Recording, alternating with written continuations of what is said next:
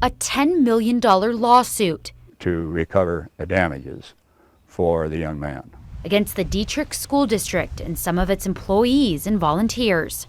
The alleged victim's adopted parents say Dietrich High School didn't protect their son from months of harassment, bullying, and assaults. This young man should have been protected. Assaults based on his race and mental disabilities. They say those led to their son being brutally raped with a coat hanger by teammates on his football team. It should not have happened. It should have been stopped.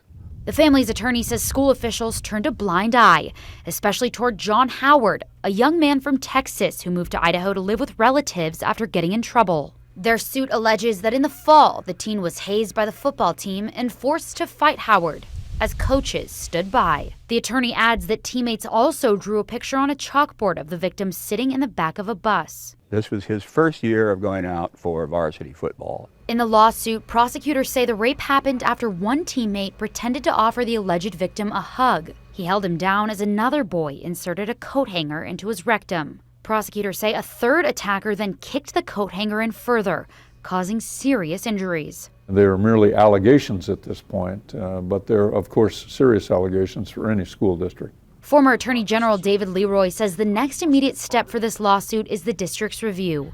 I called the Dietrich School District, but they say they're not commenting right now. These kinds of things should never happen, and allegations like this should never have any basis upon which to be made.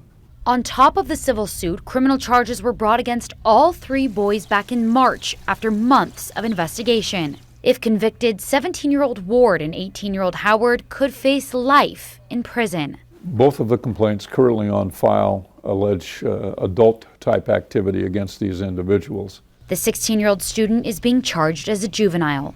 This is not Idaho. This is not our culture.